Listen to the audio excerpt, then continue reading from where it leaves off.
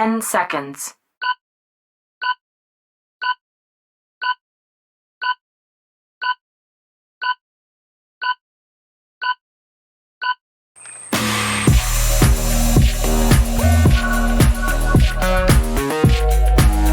Hey everybody, welcome to the show. My name is Lilybit and I'm here with my besties. Hi girls. I'm Soleil. Hey, Lily. Hey Lily, I'm venussx, and we're here today in the CyberLove in Okinawa. Cool. Yes, it's a very red room. Joining us. Very sexy room. The red room. We had another type of red room on the weekend as well. The VIP space in the VR world has been named the red room. Yeah. It was quite an eye opener for me. Yeah, I had a lot of fun at your event. It was really good. That club, Violet, it's amazing. Violet.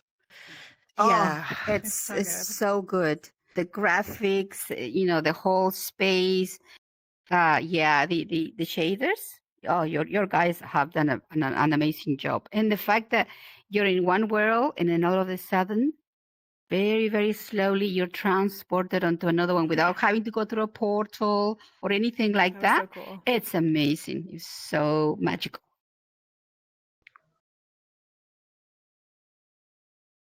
Yeah, maybe we should tell Violet folks what we're talking also about. was Yes. You had your launch party. You had your launch party this week. The launch.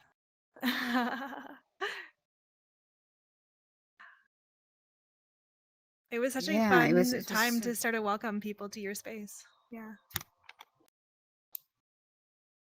Yeah, it was Transcendence, playing on the, symbology of the lotus in Elysium. So we started in Elysium, which is more of a meditation sort of workshop space, and we roamed around. Soleil gave us this presentation that took us into our fantasies and into exploring our mildest and wildest explorations that are possible in VR. Yeah. And then, as Lily said, I don't know if this has happened before in vrchat, where we have the two worlds married into one.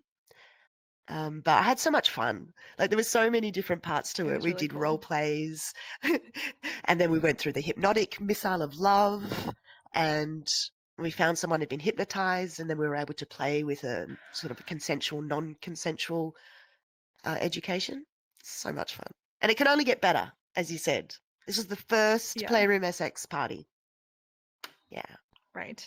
And it's an introduction to supporting starting to me have coming. play parties. Yeah. Yeah, and I must say, just Dr. Habits did a wonderful stream. job too. Yeah, and but I also want to go Dr. heads up Habits, to you. It was just gorgeous. Oh, thank you. I'm seeing glad you dance with her. It was like fun. You got it positioned well. Nice background. You could see the DJ. You could see the club. You could see you. Yeah. All we needed is more dancers on the dance floor. Thank you. You're very talented in your streaming. Next time we need to get. Lily. Oh, thank you. Thank you, guys. I really appreciate that. And it was Lily's birthday, so you were working and playing on your birthday with us, which felt like such an honor. I was like, "You're here on your birthday?" I just wish I could have given you. I was having fun. I wish I could have given you the thing that I give my friends, which is I want them to I can make a cake for them, and then I want them to do something sexy with it. So either sit on it or make a sexy video eating it, or I wish I could have gifted you that. But maybe we'll have to make that in VR at some point. Yes. We have to try that. That would be fun. Definitely. I'm sure one of the very creative people out there will be able to create a cake that you can play with and sort of grab it and put it all over you, and then somebody else will come in and sort of lick it from your body. That would be interesting. That would be fun. Technical name is splooshing, for those of you who but you can also just be like cake sitting as a separate kink. I didn't know they had a proper name for that. Someone's come up with one. I actually had a question of one of my guests at the event, and they said, is it always just like dancing at the events, or is there other stuff? And I think we've actually got Wolfwood Hun now on the stream, and that was your question, wasn't it? Welcome. You can text in if you like. To answer your question, no, this was the launch party of Elysium and Violet. And so we wanted to make it big and get the DJ in and have a dance. A lot of the other events are based on workshops, education, like interactive role plays, and talking intimate circles where we talk about topics that you want to explore. So Yeah. what's upcoming? Yeah, the Playroom party is upcoming. That's not so much about dancing as about connecting and interacting. Wouldn't you say? Yeah, I don't think we're trying to like navigate the terms we use, but I just wanted to call them sex parties because I think everything can be sex. Just having a erotic dance can be sex. Having a Exactly. conversation that's erotic can be sex. So I just call it sex parties as a way to like eliminate some of the taboo that sex is bad or something we shouldn't be doing or having in different ways. But some people are more comfortable with the term play, which means it really just you show up and engage in a safe container. And it's different than I think I've heard of other orgies happening in VR where people just show up in a room and there's just a bunch of people doing whatever. And ours are going to be distinctively different because they're facilitated. So you're given space and training and support to engage in new experiences without kind of the fear that goes into what do I do in an orgy and what am I supposed to do if I don't really know what I like or what I want and who I am in this space. And we're going to help with that. Can I suggest, what about using the term sexy rather than sex or play? Sexy, it can mean something positive, because a lot of people have when you say sex, it sounds, not for everybody, but for some people, totally. oh, no, that's taboo, that's dirty, that's like, oh, no, that's too far. But sexy can mean sensual, can mean fun, can be pretty. When you call somebody, oh, you're sexy, it just means, oh, you're pretty, you got it going. So having a sexy party can mean anything you want it to be in a positive way, I think. Yeah. No, thanks for that. I like what you say, Soleil, about if we call it sex party, then we can also start to open up people's minds to that concept that sex is everything, that as I'm breathing, I'm having sex, or, that there's eroticism in all aspects of our lives. So if we bring that in, we can call it a straight up sex party.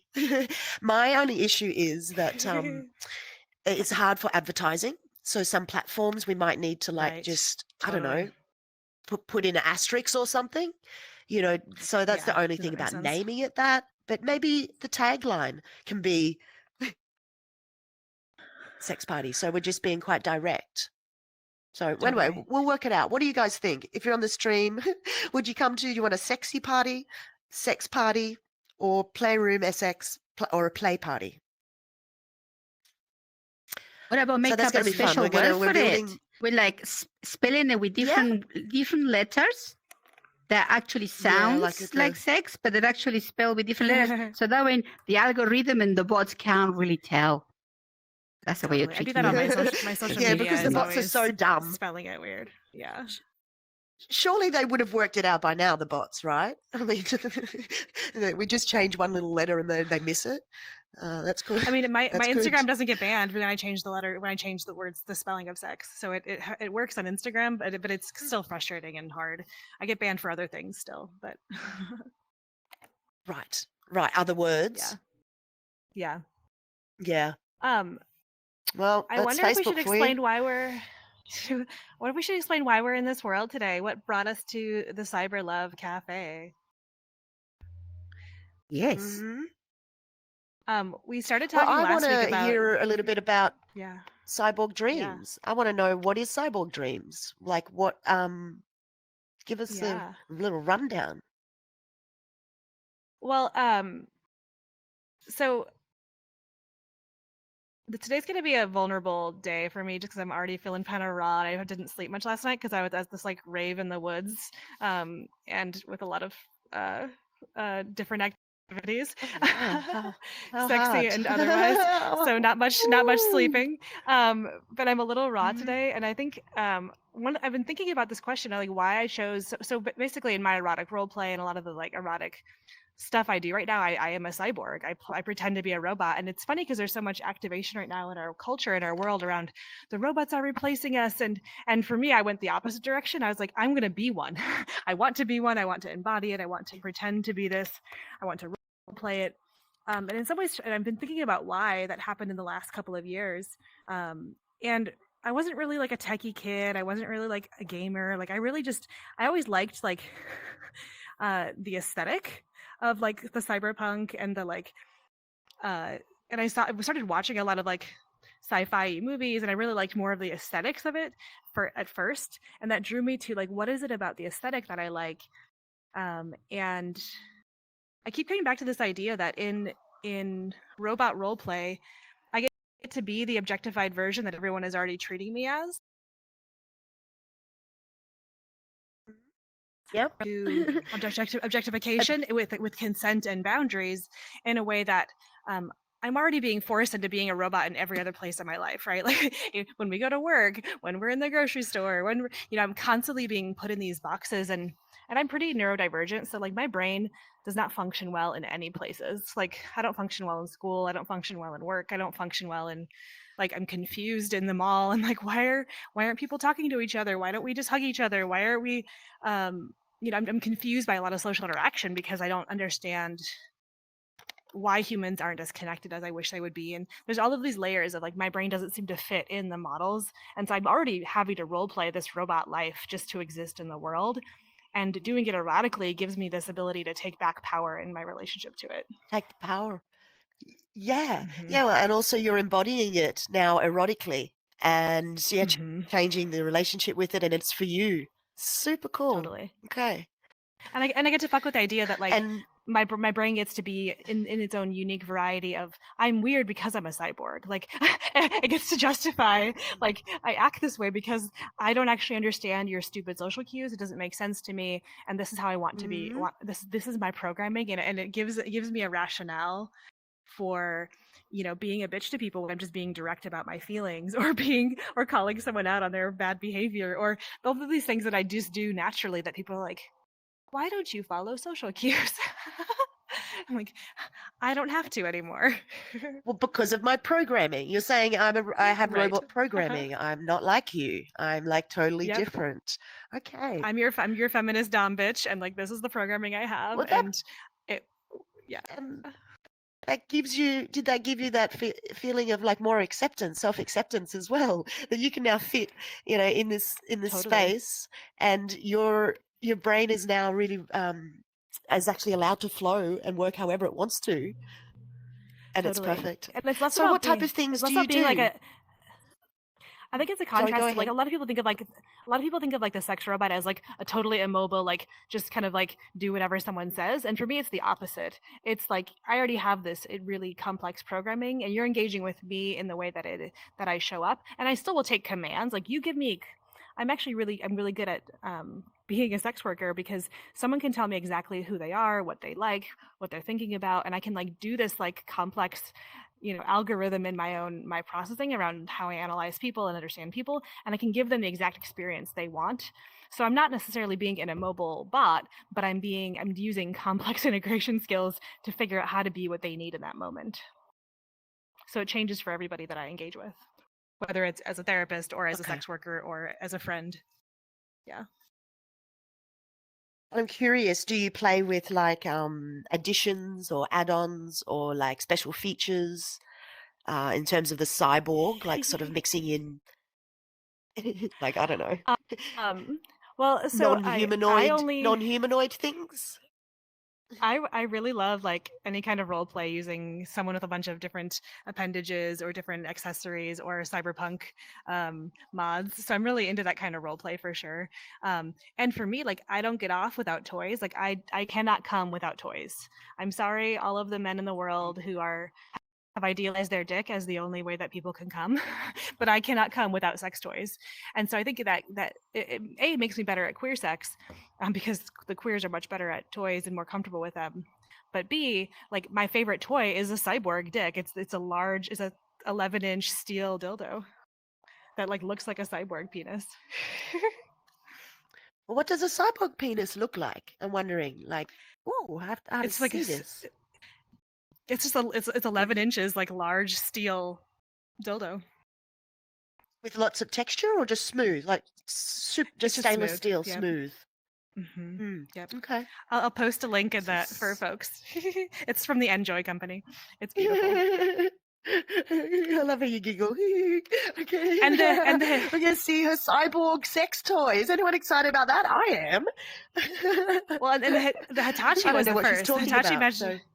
The Hitachi Magic Wand was the first. I learned that I just always want a Hitachi. So that was like, and I want it like on high and like super intense experience of it. Whoa, that's super most people intense. don't, and Hitachis that's are just- like a very strong vibrator that you plug into the wall, so it has 240 volts, and so that's 240 volts. Wow. You know, with quite a large head on it, so it stimulates the whole pelvic, the whole pelvis, really. The whole pelvic girdle is like fully vibrating. Yeah. And So I want that Hitachi. Some people love them. Yeah, I want that on high. I find it way plus, like, too intense. Oh wow!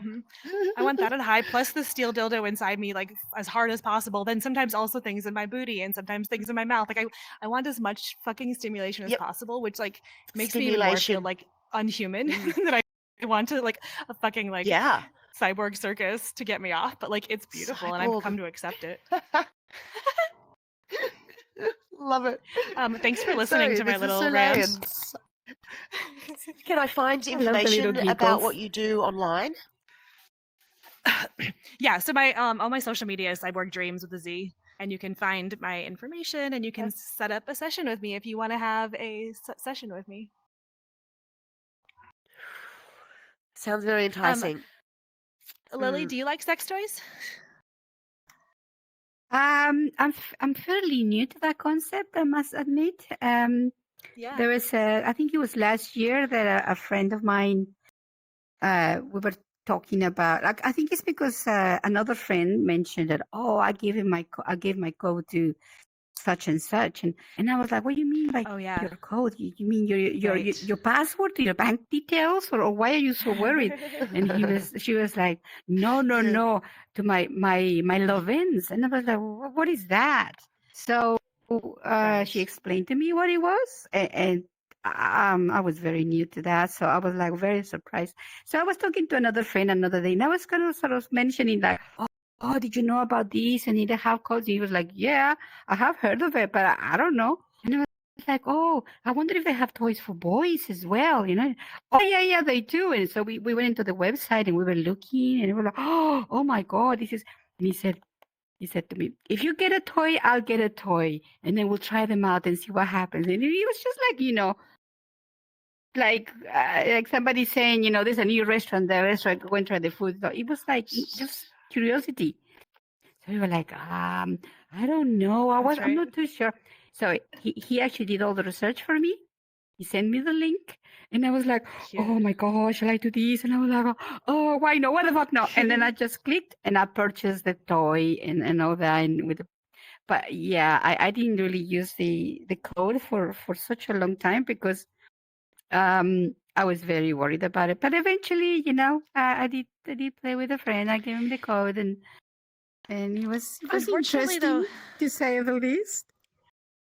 The LoveSense toys are not the best toys, so it's kind of unfortunate because like in terms of the feeling of the toy, there's so many more interesting and fun toys to explore with.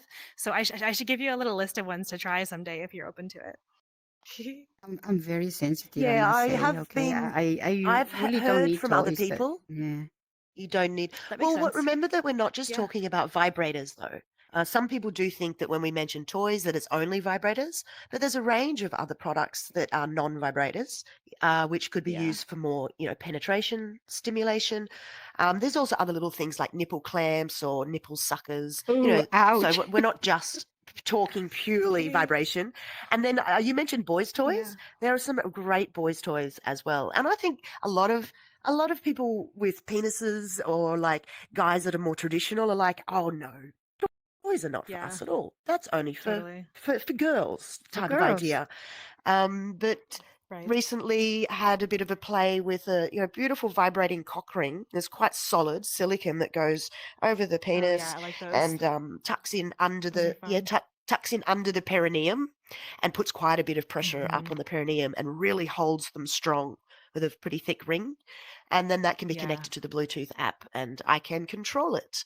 So I thought I might Nice. play a game. What do you I reckon? like those. I'll get them to wear it at work and then Yeah. connect into the app.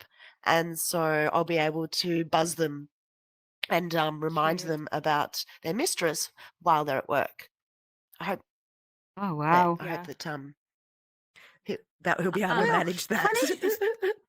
Funny you talking about that because like last week's when we were at the bar, we were talking about cyborgs and basically like in the future, hopefully we all have separate lifestyles, quite fairly independent kind of, but then you have your needs met, your physical needs met by a service robot, a sex toy, but it's a robot. And then we talk about, for the emotional connection, then you just have that special someone that you kind of catch up with whenever you feel happy, Mhm. when you feel like you want, the human interaction. But like if you're having a shitty day and you just want to be by yourself, that's okay too. And I think that would be really, really good because then the interactions that you have with humans, with other people, Right. are positive times, Totally. and reinforcements. And Well, the it's already physical stuff Maybe I can be could have my taken care of. tantrum. I could have my tantrum with the robot. Perhaps Yeah, I get like all my that stuff idea. out and like fuck. Yeah, and have someone to throw my shit at and just to get it out. Totally. Therapy Well, robots. Yeah. it's already happening. How about It's that? already happening though. It's already Yeah. happening. There's so many people now using the like the AI girlfriends and the chatbots and the like kind of the daily friend companion that's now an AI. Like it's happening already. And it's interesting. I listened to this podcast this person talking about the like ethics around it this week. And I think one of the things that keeps coming up is this idea that, the fear that people are that we're replacing human interaction with these kinds of connections or that we're moving too quickly in this sort of advancement to rely on these resources. But I actually I have the opposite opinion. Like I think I share your view, Lily, that I think if we use them well and we find the right context in which they could be really helpful, I think that it's a really beautiful asset because how many of us are deeply lonely and don't have someone to be our fullest self with and don't want to put those expectations on a relationship. Right. If you want to have a rage fit or if I want to ask 16,000 questions about my niche hobby, like I can have an outlet for that it doesn't need to exhaust a partner or make it difficult for me to be in connections with finding a perfect fit for all of these parts of myself. Yeah. Yeah, I agree with you totally because another good thing about doing that is that the relationship that you have with the actual person is not put under stress, because it's only the positive times that you have with them. So you don't have to worry about holding back because you can take out all the anger and all the emotions and all these frustrations with a equipment, a piece of equipment that will help you process all that information, all those feelings and all that. And then when you feel all cleansed and you interact with someone, you're going to be calm, you're going to be positive, you're going to be happy. And if you're happy, that will make that person happy. So, and the same will Especially be if the for the robot person gives that you're you interacting with. suggestions. Yeah. Especially if they give you suggestions on how to engage. Giving If they're suggestions, like, here's the ideas. it's even better. Yep. Because it's like when you Google something and you're asking Google to, how do I do this? Or you go to YouTube and I want to learn this. And we already do that. Right. So if you have an actual robot that looks like a person that you can relate to as being your best friend, but at the end of the day, he's your slave, kind of, then he'll give you the best advice ever because he won't have any prejudices. He won't have, Right. well, sometimes humans, sometimes Agenda. the emotions. If you're having a bad day, Won't any have an agenda, like I want this to exactly. happen. Mhm. There's been Totally. cases, that you go to a doctor, and if he happens to be in a bad mood, he could be the most gentle person Right. ever, but in that particular day, he might not just be a bit snappy or hurt you physically without Totally. meaning to, but that's because he's having a bad day. With a robot, AI, and all that, it would be impartial, totally impartial. So whatever you ask of would be sensible. I will say one of the problems that they're running into, it's not always completely unbiased, because a lot of they're finding like racial biases and gender biases and size and identity biases. So part of it is that the robots need to keep getting better. We need to make the AIs inclusive of all of the varieties of humans and all the ways that we exist in the world. And part of it is, a lot of like white men are doing the programming. So if we expanded those who are doing the training of the AIs to include lots of voices, lots of experiences, lots of stories, I think we could actually create a system that would give us the right kind of support we might need to problem solve complex relationship challenges and give us feedback to go into dynamics with our friends and family and lovers better. Yeah, that's the What a problem, because great at the moment idea it's to help AI. solve complex relationship dynamics. Wouldn't that be incredible? Exactly. Wow. That would be fantastic. Putting it that but way, the problem, like you say, Soleil, is so true. What's happening right now is that AI in such an infancy right now that it's like a baby. It's still relying on the input of its parents, whoever they might be, the creators, to actually have their opinion. So it's just a reflection of whoever created that AI. But once the AI starts learning for itself, once it takes off and it takes autonomy of its own learning, that's when we're going to have very, very amazing results, because then it would be impartial. Totally. I have I don't know, a client, a person that I'm flirting with, a human being who does AI programming, who's creating one of the AI chatbots. And I asked him questions about it. He's a cis white man in America, and I asked him questions about it, and he basically he gave me this breakdown that the AI has in his example 700 pairs of knowledge that it learned, that he basically gave it 700 scenarios. If this happens, then this is your answer. If this happens, this is your answer. 700 pairs that then it uses as its base, that it adds on to what ChatGPT already has to sort of refine its skills. But I kept asking him, I was like, well, where did you come up with your answers to that? Like, where did you get your decision about, if someone asks a question about death, how they answer it? Like, where did you get your information? He's like, well, I gave it the best possible answer. And I was like, but that's your fucking opinion. And I kept saying this to this person. I was like, that's your fucking opinion, and you didn't consult anybody else. You had, one psychologist maybe who read it over, but you didn't ask anyone of different experiences, different stories, and they're using the Chat GPT as the histories that they're basing the clients on. So they're using sample clients, and they use ChatGPT to give me a man in his 50s who's from Asia. Like, they're using ChatGPT to give them the client story so that it's unbiased. I'm like, you can't use another biased machine to create stories. Like, you have to use actual human stories and have actual information coming from the humans that you're trying to treat, and way more than 700 pairs, for example. It makes me think of what's happening with the pharmaceutical industry, where they do all these testings on medications, and they only test subjects are men. See, and when they medicate women, it's based on a man's anatomy, and that's where they missed out, and we get misdiagnosed, and we get prescribed things that are actually harmful for us. That is the exact same thinking, not enough information to cover everybody. It's just one very small side of the equation. Did you see the study this week that one of my friends posted, that they never tested period pads with actual blood? They only tested it with water and other fluids. They never used fucking blood to test it. And I'm like, how? No wonder they're a mess. They're useless. How did companies get away with this for years, never testing with actual blood? Like, yeah, astounding. But it's that example, like sexism and patriarchy informed, like, we don't actually need your lived experience and your actual fluids to inform our choices, or your actual like stories to make it it's not going to be different, because we assume our way of seeing the world is right. Exactly. Yes. You need to actually put yourself in somebody else's shoes to be able to understand. And that is such a hard thing to do. One of these days, girls, I'm going to take you to a world here in vrchat. It's actually an art gallery. where it portrays exactly what I'm talking about. The fact that, you know, you can't just understand someone until you actually walk in their shoes. And this particular piece of art just simplifies it, and he just illustrates it without any words. It's amazing. I love Yeah, that. you like it. Yeah, I want to go. Yeah. But you know, I think you know where all these robotics. Because I remember we were even talking Venus. We were because at one point we lost Soleil due to, you know, technology. Sometimes he lets us down. You know that happens.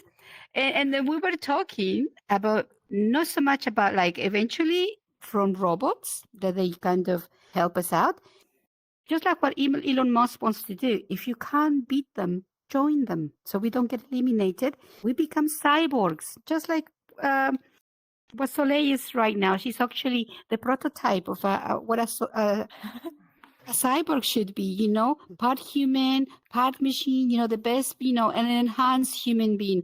In this case, obviously, she's all natural, she's all organic, but the way she sees the world is different, you know. So in a way, she's like an organic cyborg. But you know, eventually, we can all become that. Yes. No, and there's not going to be many. Like you say, this is a prototype here that we have. How lucky we have to have a prototype.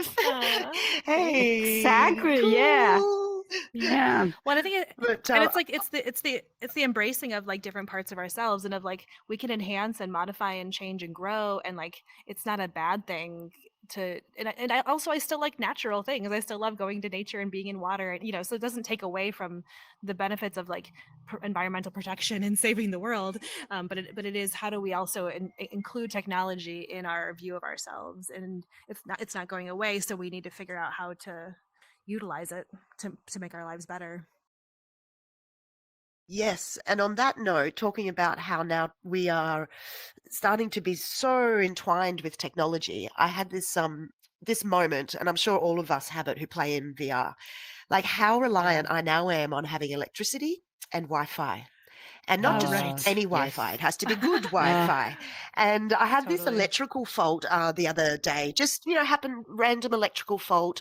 The lighting all went crazy and it lost power for a couple of hours. Luckily, that was the night before this event that I was running. So I was like, it's okay, it's Australia. We know that the power is never out for longer than a couple of hours. You know, they'll get it together.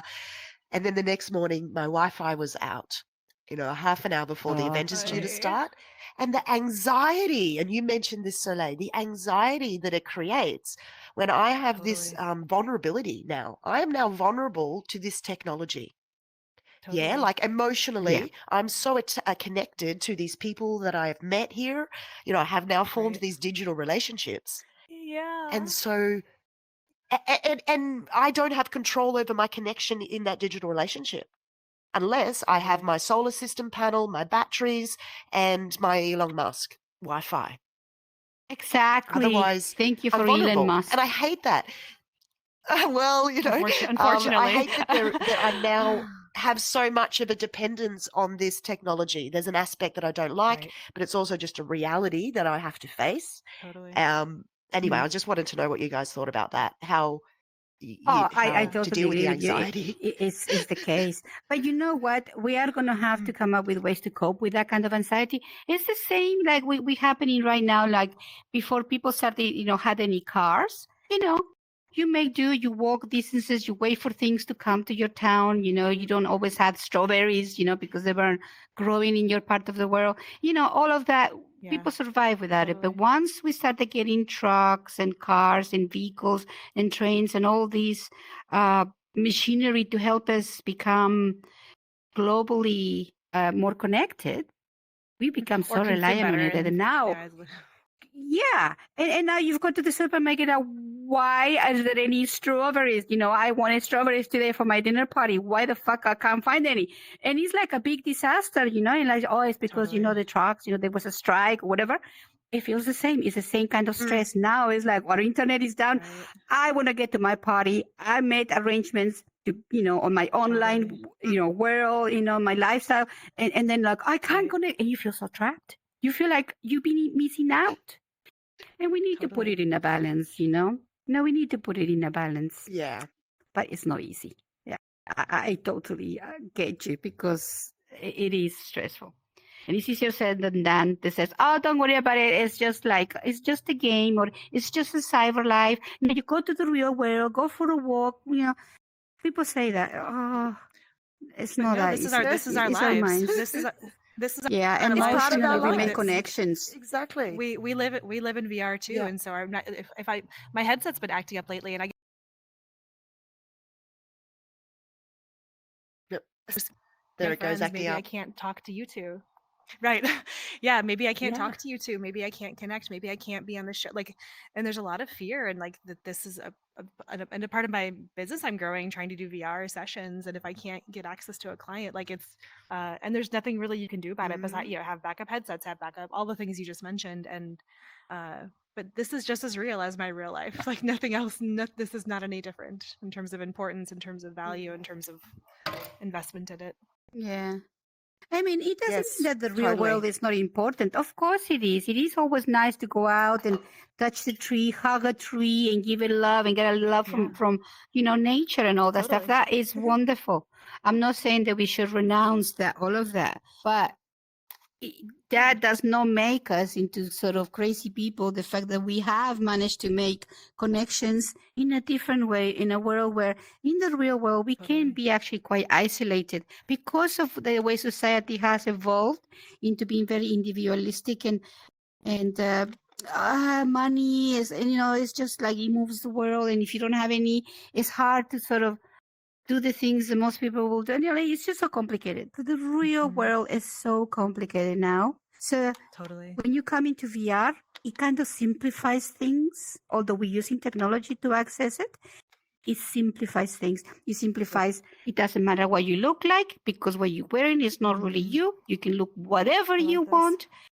It's about your energy. So that's why it's so appealing. Once you get the hang of what really VR means, it's not just a game.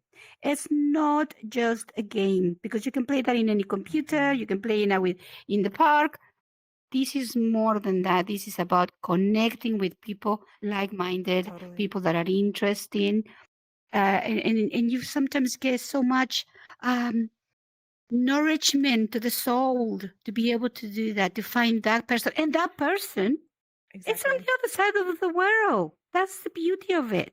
We're not just in one tiny little household or one little country. Well, Australia is not little, but you know what we're I mean. actually expanded. We're Now actually we're the whole expanding world. way out of our own culture.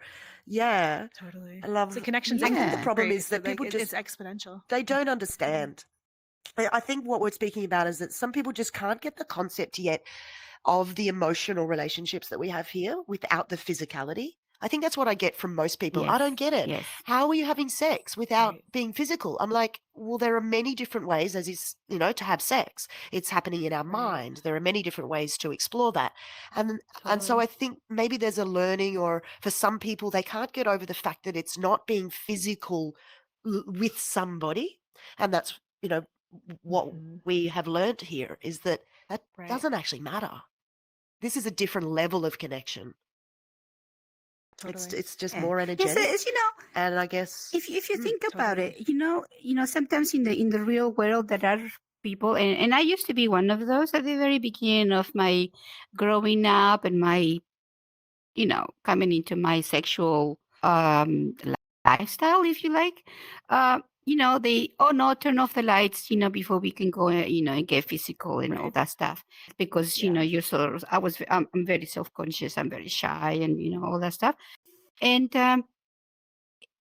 all of that gets removed here in VR, It helps you like that. get used to and get comfortable with yourself, in a way, because you're wearing an avatar that you like, that represents you. And it doesn't have to be a human, a humanoid avatar. It could be a furry, it could be anything, it could be a toy, anything you want.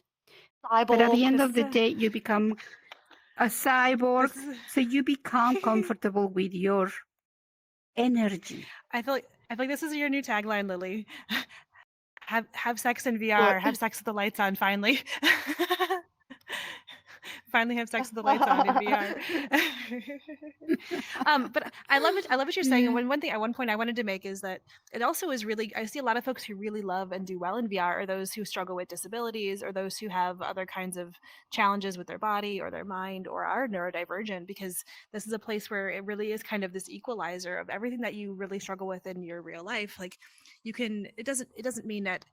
I saw this great meme about Star Trek didn't take away disabilities in the future. They made better accommodations for them, and I think VR is one of those better accommodations where you can have all of the assets and features you want to have given who you are. If you have health problems, if you have whatever is happening in your body or your mind, and you can modify that here in really beautiful ways, and it really can suit people who can't find connections otherwise, or who really struggle. The whole community is embraced. You know, I remember when I first started playing, I just found it absolutely wonderful, the fact that we've got a very large deaf community in VR. And people are like, when I sort of mention it to people in the real world, like, how does that work? Well, just like in the real world, we all, we are all smart about it and make allowances or we invent ways to communicate. And you know that there is a sign language that is simplified for VR. Precisely so you can actually communicate with it. There's actually worlds that you can go and learn sign language, and it's simplified. If I can remember, let me see if I can remember the signs that I've learned. This is nice to meet you. Oh no, I'm sorry. It's nice to see. No, is it? No, this is nice to see you again. I think if I remember correctly, that's what I mean. And it's simplified. That makes sense. So anybody can do it. If you're Questy, if you're PC, the only thing you can't do it is if you're a desky. But then VRChat has invented the little chat box, and if you want to be mute or you are actually you're deaf, so you can't really speak or you don't want to, there's ways to communicate, and that's amazing. I've got a question. People in wheelchairs. I've got a question. I need a little bit of help. Just understanding the whole mute community. Do you think there's any statistics on how many people who choose to be mute are actually dumb? Deaf or dumb. Deaf? And how many is it more about maybe let's not use a choice to not speak in the space? Those who can't, Well, no, that is the technical term. When someone's dumb, they don't speak. I don't mean dumb in the head. Well, it's not technical. The disability community. The disability community doesn't use that term. Right. What do you say? I don't think. What do we say? Those who don't. Those who are hard of hearing and who have difficulty with speaking, but just hard of hearing is the because there's different levels as well. Yeah. Even with people that are blind, there's different levels of being blind as well. Not everybody's completely blind. Sometimes it's just like slightly mildly or vision impaired. So same with hearing. Sometimes you can hear certain noises. Sometimes you can't hear anything at all. So your question, Venus, is how many people are in the community who are choosing to mute are actually like doing it for physical reasons versus for out of choice. You mean? Yeah, I'm just curious. I'm curious about that, and maybe that's an impossible statistic to find. Is it important to you? Is it important to you? I've got another question actually, but I wanted to ask of you. So something that I was thinking about. Do you think it's cool in VR if I am a male gendered person and I choose to be mute because I want to portray myself as a female gendered person, and so therefore I don't speak? We talked about this before. I'm just curious on what you think. Yeah. Have we? You gave us this example before, and I remember you being upset about it, that you didn't like it. I mean, I think it's I would hope that people would be honest, but like if you really care what someone's identity is in real life, then you maybe have a different expectation than you're being clear about to start with, right? So it's honestly everybody can show up here however they want to show up, and you're playing with this digital version of them. And if you're looking for a real life connection, then that's a different conversation you should be having from day one. And then maybe you're not going to play with someone who's mute because you do want something more from them. Right. Okay. Yes, so what I'm hearing you say is, that's okay. That is okay if someone wants to not speak, so that they can be perceived. Yeah, because perceived differently. Okay. Okay, cool. Yeah, because they want to be perceived only by the energy or the opinions that they have, not necessarily about their gender or their physical body.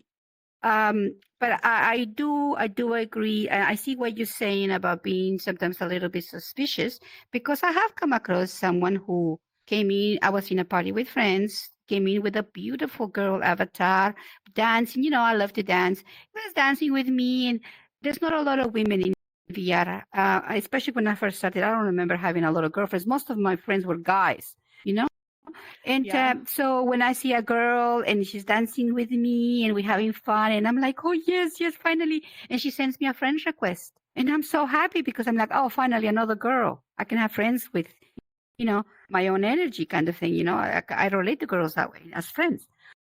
And and as soon as I accepted the friend's request, later on, he comes up to me and he starts talking, and he's a guy.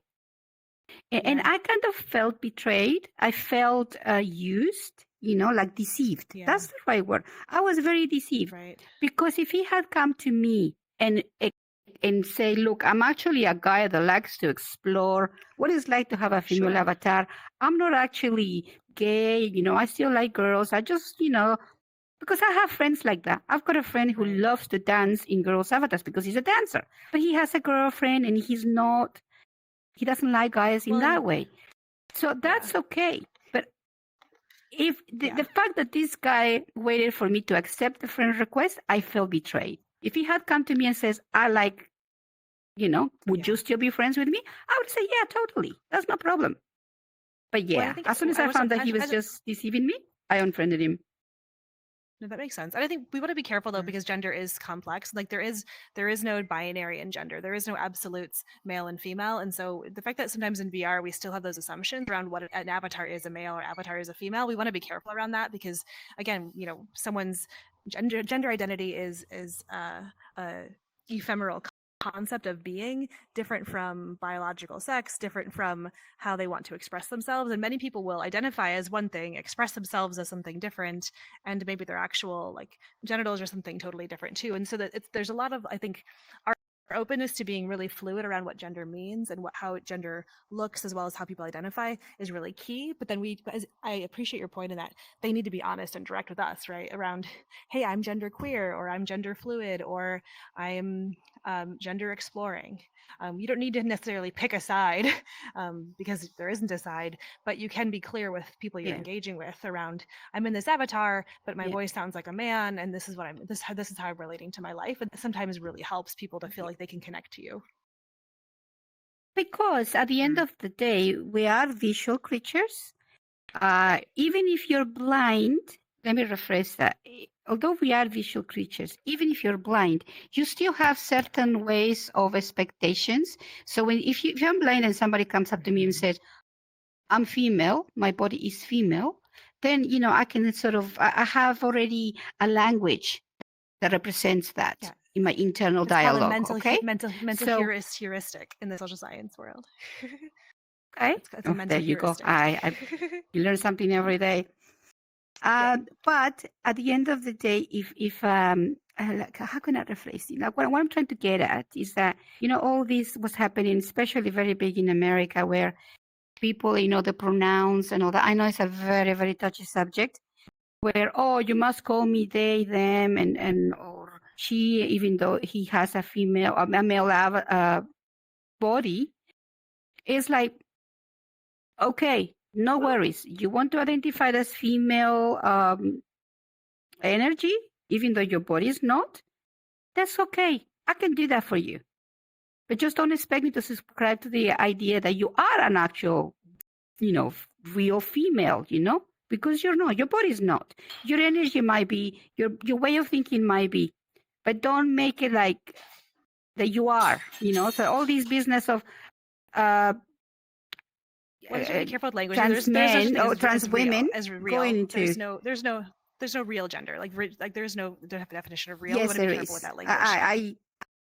I do disagree with that 100%. There is physically, maybe not in a sort of ethereal way, or like in your energy or your soul, maybe that's something else. But physically, So there are male, female. Sex.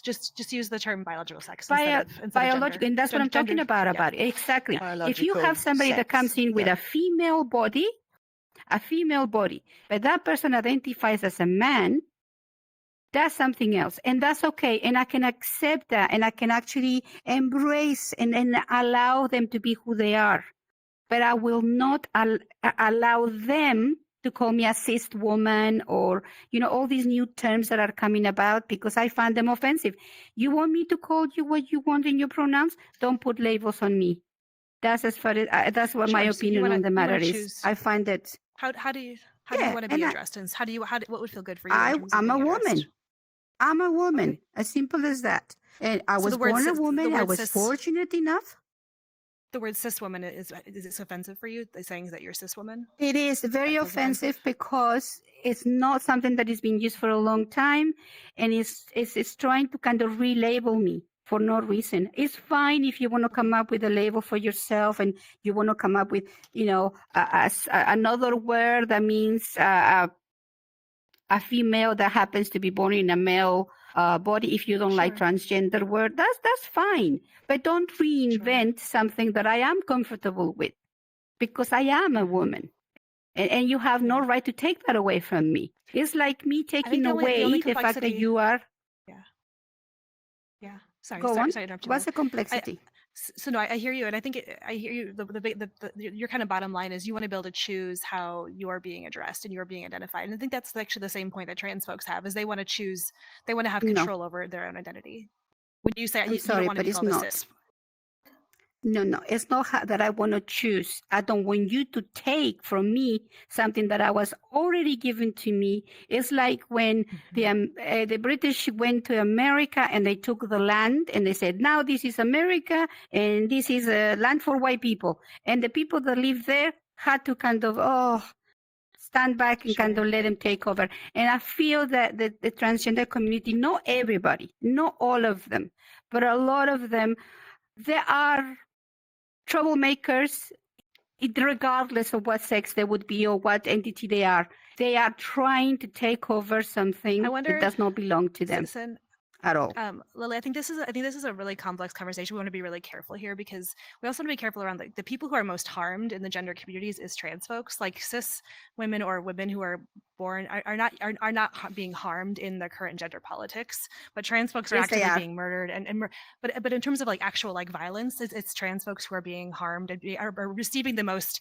So we want to be careful around like that. I don't think that their desire to have an identity that's distinct doesn't mean they're trying to cause you harm, but it's more like they want to have more distinctions in the field. They want to have more space. But if they want to have distinctions, what are they? If they want to have distinction and be protected, why are they trying to steal my identity? They shouldn't. It's not about stealing. It's just about clarity. They cannot decide. They can exactly. So the clarity at the end of the day, if they are born with a male body, but they identify as women, that does not make them women. It might make them something else, very complex, and they deserve as much respect as anybody else, but they cannot. They cannot take somebody else's identity. Sure, and I think that for them, like the goal is not to take anyone's identity. It's really just it's clarity. But the other complexity I wanted to add is that about 1% of the population is born intersex, which means that there's only a half-inch difference in how the genitals look, and a doctors just decide, oh, you are going to be male or female. And so the intersex community is a distinct community that's actually more complicated. They still do that. Doctors are just like, do that to this day. It's only a half-inch difference. They're deciding, oh, you're going to be male, regardless of who the person is. And so the goal is like when we think about gender, it's more about who. The gender is their essence more than it is what they're born with. We want to give people the ability but that's not what I'm talking about. I am not talking about the normal transgender person that knows who they are. They know that their body is male, but they're identified, or the other way around, and that are to be respected, and they have to be acknowledged and protected as much as anybody else. They have as much right as anybody else. That's fine, and that's the majority of the people in the community. But there are a very few percentage of them that are troublemakers, and that actually what's happening is that with their politics, they are ruining it for everybody else, for people that are born in the actual body, as well as other members of the transgender community that they accept who they are. It's just like the people that are born with both sexes. Yeah. I'm sorry, but they are I think troublemakers. the term I'm chubby- sorry. I'm like, think the it's like I'm watching a tennis game. Soleil, I'm sorry, but I have to get this. I have to get this right. I am not saying that the transgender community are troublemakers. That is not what I'm saying at all. But just like in every community, white people, black people, Latin Americans, Brazilians, Spanish, anybody from any kind of social groups, there's always troublemakers. There's always. That's just humans. We are so different. And in the transgender community, although the majority are marginalized, they've been abused, they've been, like you say, murdered, and they're in danger, and they're wonderful people. That's the majority. But the very, very few that choose to actually have these politics that are actually harming the reputation of the nice community of the gender community. The transgenders, those are the ones that I am very angry with. And those are the ones that come up with these, cis woman and cis man, and then trying to make a redefined, I hear you. without consulting us, Sure. It's like, let's sit down at the table and let's see, what do you think? What do you think? Nobody brought us to the table as females, and they just came up and said, now we're going to allow transgender men to use the females' facilities. That's fine. The problem is that, just like everything, you've got to protect the vulnerable. And if there's been cases of men that pretend to be transgender, and they rape girls in the bathroom. I'm not saying they are actually transgender. Lily, that's really rare. That's a very, very small percentage. There's a lot more like cis men, regular men, other men raping women than there are trans men. But it takes one rape to be wrong. One rape. And because we live in a society, we need to actually protect everybody. And to make sure that everybody's protected is we have these rules. 99% of people using bathrooms are not trans people are not causing any harm. It's much more likely that the people that that's are not what I'm harm saying. is much more likely to. Yeah. I wonder if we could actually just now listen. I'm gonna rephrase that again, because I know that we're live, and I want to make sure that people are not misunderstanding. I never said that transgender people are raping females. I said sometimes the men, not transgender men, normal heterosexual men will pretend to be transgender women to actually be allowed to go into bathrooms, and they have raped women. Okay? So what's happening is they giving a bad reputation to the transgender community. So how do you stop that? It's just by simply putting guidelines where if you've got a male body, you need to be able to stop the predators, basically. And unfortunately, the transgender community will have to kind of we have to come up with a different way of doing bathrooms, maybe children's bathrooms or adults' bathrooms, I got you. And I think what Soleil's mentioning is that, what you're talking about is such a small, minor part of the, complexity of it. And to just keep the balance of that. But I think I've got what you're saying. I think Soleil has as well. Coming full circle. And maybe coming full circle, like the conversation started with just like, how do we want to help people identify as themselves in VR? And what I really love about VR is, this is a place where we want people, the bottom line for us here is we want people to show up authentically. Just be yourself as much as you can, even if you're in an avatar. How do you be authentic and be real with people you're connecting with? And that's really the key for me. It's less about, which body you're choosing or which gender you're choosing, but it's how are you showing up authentically in a connection, and how do we help people do that? Exactly. And that's what I mean, that the real world is so fucking complicated. It is. The real world is fucked up. And that's what I sometimes struggle with it. And VR can be a lot easier. My best friend here in VR is a guy who loves to wear girls' avatars. I have never seen him on a male avatar, ever. And he's not a transgender man. He's just a normal guy. And he is my best friend. And I have always embraced him on a female avatar because he's honest about it. He says, I like female avatars. It's not that I want to go and have an operation and change myself and I hate myself. I love my life in the real world. But in here, in this game, in this scenario, in this sort of community, I like female avatars. I like the way they move. I love to be cute. Why not? I'm okay with that. I have no problem at all, as long as you're honest about it. Yeah, totally. This is cool. We've had a good debate today.